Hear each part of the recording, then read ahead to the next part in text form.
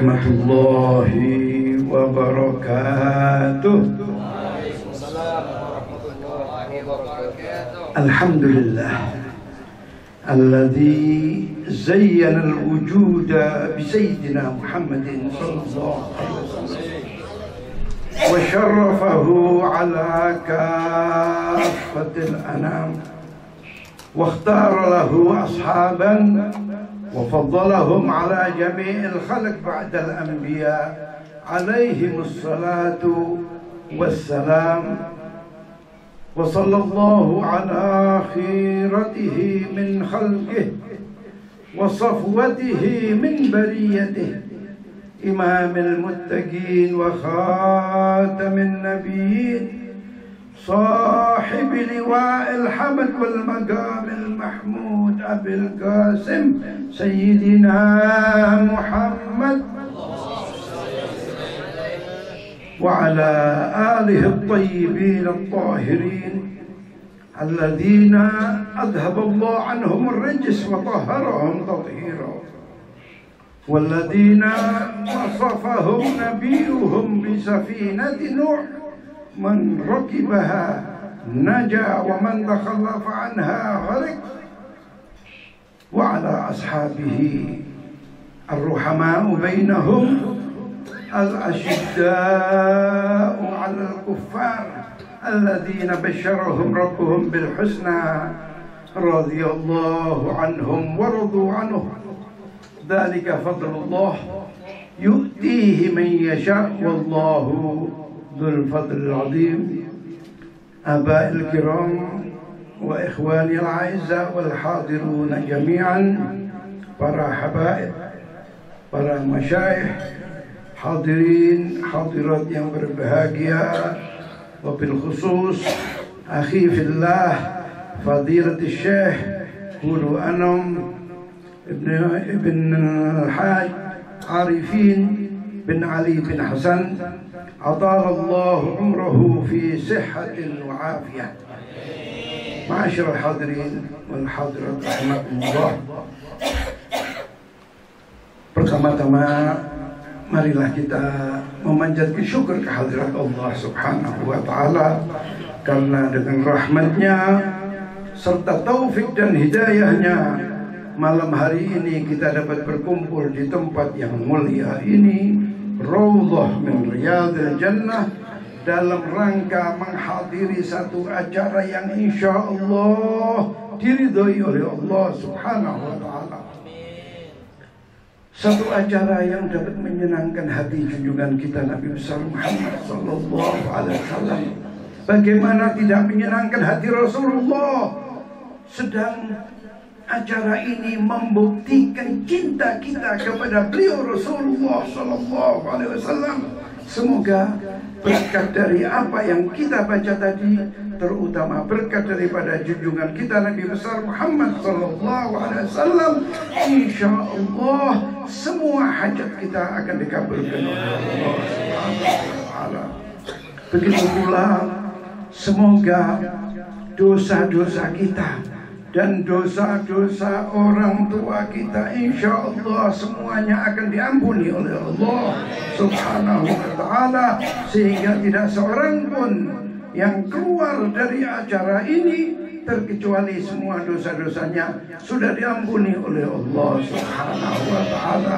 Begitu pula yang sakit dari kita semoga diberikan kesembuhan, terutama orang-orang tua kita, guru-guru kita, semoga mereka diberikan as-sihah wal afiyah sehingga dapat terus membimbing kita. Ma'asyiral hadirin wal hadirat rahimakumullah, tadi kita bersama-sama mengikuti pembacaan Maulidir Rasul yang berisi biografi baginda Rasulullah sallallahu alaihi wasallam, seorang yang diutus oleh Allah sebagai rahmatan lil alamin, seorang yang karenanya Allah menciptakan al-jannah wan nar, seorang yang karenanya Allah menciptakan alam semesta ini. Ma'asyiral hadirin wal hadirat rahimakumullah, Apa tujuan orang-orang tua kita selalu mengajak kita untuk membaca maulid? Ada pernikahan, baca maulid. Ada khitanan, baca maulid. Ada khol, baca maulid. Ada ini, baca maulid. Ada itu, baca maulid. Apa tujuan mereka? Dan mengapa para ulama ini menulis sejarah baginda Rasulullah sallallahu alaihi wasallam? Ma'asyiral hadirin wal hadirat rahimakumullah. Tujuan orang tua kita dan guru-guru kita selalu mengajak kita membaca maulid adalah agar kita ini mendapatkan rahmat yang dibawa oleh junjungan kita Nabi besar Muhammad sallallahu alaihi wasallam. Karena apabila kita ini sudah mendapatkan rahmat yang dibawa oleh beliau Rasulullah SAW, maka insya Allah hidup kita akan bahagia. Rumah tangga kita akan menjadi rumah tangga yang sakinah, mawaddah, warahmah. Adapun tujuan para ulama menulis sejarah baginda Rasulullah SAW, maka tujuannya adalah agar kita ini lebih mengenal beliau Rasulullah SAW. Siapakah panutan kita itu? Bagaimana akhlak beliau? Apa keutamaan beliau? Di mana beliau dilahirkan dan di mana beliau dimakamkan? Ma'asyiral hadirin wal hadirat rahimakumullah. Tujuan para ulama itu agar kita itu lebih mengenal beliau. Karena apabila kita ini sudah benar-benar mengenal beliau Rasulullah SAW, maka cinta kita kepada beliau Rasulullah SAW itu akan semakin bertambah. Semakin kita mengenal beliau, maka semakin besar cinta kita kepada beliau Rasulullah SAW.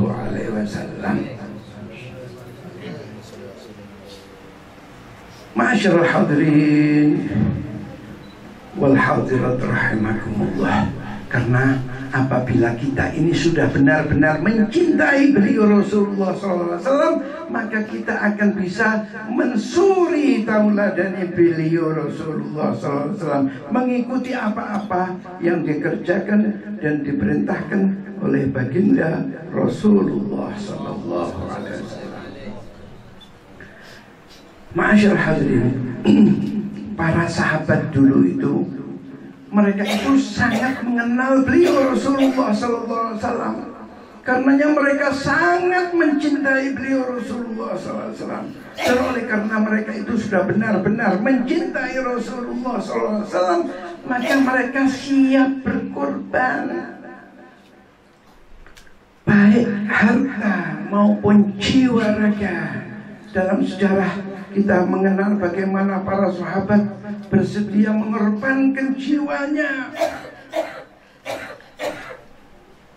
Bagaimana dalam sejarah Sayyidina Ali yang saat itu di malam hijrahnya Rasulullah SAW, beliau bersedia melaksanakan perintah Rasulullah SAW untuk tidur di tempat baginda Rasulullah SAW, menggantikan beliau Rasulullah, karena Rasulullah SAW malam itu akan hijrah ke Madinah. Beliau Sayyidina Ali tahu bahwa apa yang dilakukan itu berbahaya, sangat berbahaya dan mengancam dirinya, karena kufar Quraisy sudah mengepung kediaman baginda Rasulullah SAW. Namun karena cintanya beliau kepada Rasulullah SAW, maka beliau siap berkorban untuk Rasulullah SAW. Yang penting Rasulullah selamat, bisa hijrah ke Madinah. Kemudian bagaimana pengorbanan Sayyidina Abu Bakar ketika diminta oleh Rasulullah SAW untuk menemani beliau hijrah ke Madinah. Beliau dengan senang hati mengikuti apa yang diperintahkan oleh Rasulullah SAW. Padahal beliau tahu bahwa perjalanan itu sangat membahayakan bagi Rasulullah dan bagi dirinya. Namun karena cintanya kepada Rasulullah SAW, maka beliau siap berkorban demi keselamatan Rasulullah SAW. Bagaimana ketika Rasulullah SAW dan Sayyidina Abu Bakar sampai di gua, akan masuk di gua Thor. Ketika Rasulullah SAW akan masuk ke dalam gua, oleh Sayyidina Abu Bakar ditahan. Jangan masuk dulu ya Rasulullah, saya akan memeriksa keadaan gua di dalam. Kemudian beliau masuk dan beliau dapatkan banyak lubang-lubang yang beliau takutkan di dalam lubang itu ada binatang yang kemudian nanti akan dapat mengganggu Rasulullah SAW. Maka beliau merobek-robek pakaiannya untuk ditutupkan kepada lubang-lubang yang ada tadi, ditutup semuanya oleh beliau Sayyidina Abu Bakar. Setelah selesai dilihat keadaan gua aman, maka beliau baru mempersilahkan baginda Rasulullah SAW untuk masuk ke dalam gua. Kemudian Rasulullah bersama Sayyidina Abu Bakar masuk ke dalam gua. Oleh karena Rasulullah sangat capek, penat betul beliau dalam perjalanan itu, maka beliau tanpa terasa beliau tertidur di pangkuan Sayyidina Abu Bakar. Di saat Rasulullah SAW tertidur di pangkuan Sayyidina Abu Bakar, tiba-tiba Sayyidina Abu Bakar melihat di hadapannya ada satu lubang yang belum beliau tutup dengan kain. Oleh karena beliau takut kalau di dalam lubang itu ada binatang dan kemudian akan keluar dan mengganggu baginda Rasulullah SAW, maka lubang tersebut beliau tutup dengan kakinya. Benar apa yang diperkirakan oleh Sayyidina Abu Bakar, ternyata di dalam lubang itu ada satu binatang yang akan keluar. Oleh karena pintu tertutup oleh kaki Sayyidina Abu Bakar, maka binatang tersebut menggigit kaki Sayyidina Abu Bakar.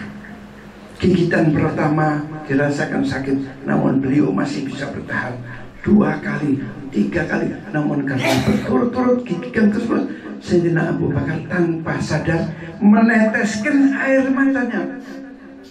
Dan kebetulan air mata tersebut jatuh persis ke muka baginda Rasulullah SAW yang sedang tidur di pangkuannya. Sehingga kejadian itu membuat baginda Rasulullah SAW terbangun dan menanyakan kepada Sayyidina Abu Bakar, apa ya Abu Bakar yang terjadi? Setelah diberitahu oleh Sayyidina Abu Bakar, kemudian Rasulullah mengusap tempat kakinya yang digigit oleh binatang tadi, seraya Rasulullah mengusapkan air liurnya, air ludahnya ke tempat di kaki di mana kaki tersebut habis digigit oleh ular tersebut. Alhamdulillah, kata Sayyidina Abu Bakar, setelah diberikan air ludah oleh Sayyidina Rasulullah SAW, seakan-akan kakinya tidak terjadi apa-apa. Ma'asyarul hadirin, begitulah pengorbanan jiwa para sahabat kepada Rasulullah SAW, yang semua tadi itu bersumber karena cinta mereka, karena mereka mengenal kepada Rasulullah, kemudian mereka mencintai Rasulullah, dan kemudian mereka siap berkorban jiwa raganya maupun harta bendanya. Diriwayatkan di dalam sejarah bagaimana suatu ketika Rasulullah SAW mengumumkan bahwa beliau akan mengadakan peperangan, perjalanan yang membutuhkan dana yang sangat besar. Setelah diumumkan oleh Rasulullah SAW, tidak lama kemudian Sayyidina Umar datang dengan membawa hartanya yang banyak. Kemudian Rasulullah SAW bertanya kepada beliau, Sayyidina Umar, apa yang kamu tinggalkan untuk keluargamu, wahai Umar? Sayyidina Umar menjawab, hartaku ya Rasulullah, aku bagi 2. satu bagian aku tinggal untuk keluargaku, dan yang satu bagian lagi aku bawa anakku serahkan kepadamu. Rasulullah sangat gembira dan mendoakan kepada Sayyidina Umar tersebut. Tidak lama kemudian datang Sayyidina Abu Bakar dengan membawa hartanya. Ketika ditanyakan kepada beliau, apa yang kamu tinggalkan wahai Abu Bakar untuk keluargamu? Maka Sayyidina Abu Bakar menjawab, aku tinggalkan untuk keluargaku Allah dan Rasulnya. Artinya semua hartanya beliau bawa, beliau serahkan kepada Rasulullah SAW dalam perjuangan itu. Itulah ma'asyiral hadirin, pengorbanan para sahabat. Selain Sayyidina Abu Bakar, Sayyidina Umar, ada lain-lain yang tajir lain. Sayyidina Uthman. Sayyidina Uthman ini pernah membiayai satu peperangan yang luar biasa. Separuh apa sepertiga dari kebutuhan peperangan itu dibiayai oleh Sayyidina Uthman. Begitu pula sahabat yang lain, Abdurrahman bin Auf dan lain, mereka semua adalah kaya-kaya, dan mereka tapi menginfakkan, memberikan harta kekayaannya untuk membantu Rasulullah SAW.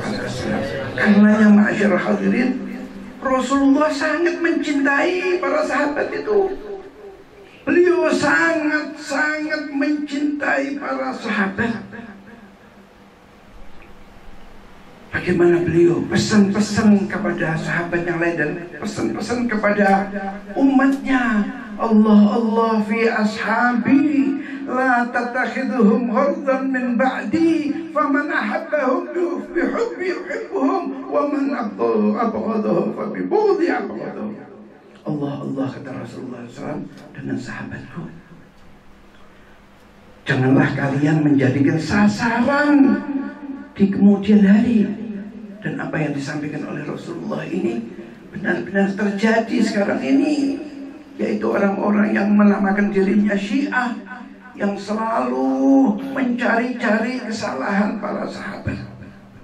Padahal para sahabat ini bukan saja dipuji oleh Rasulullah, tapi dipuji oleh Rabbil Alamin. Bagaimana di dalam Al-Quran banyak ayat-ayat yang isinya Allah memberikan keistimewaan kepada para sahabat. Bahkan Allah memberikan keistimewaan, Allah mencintai mereka, Allah ridha kepada mereka, dan mereka ridha kepada Allah, dan Allah menjanjikan Al-Husna.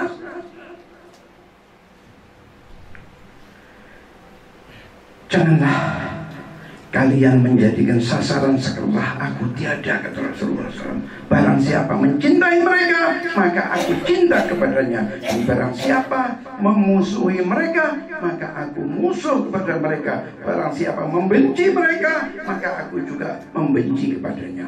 Ma'asyiral hadirin wal hadirat, demikian pengorbanan para sahabat membuktikan cinta mereka kepada Rasulullah SAW.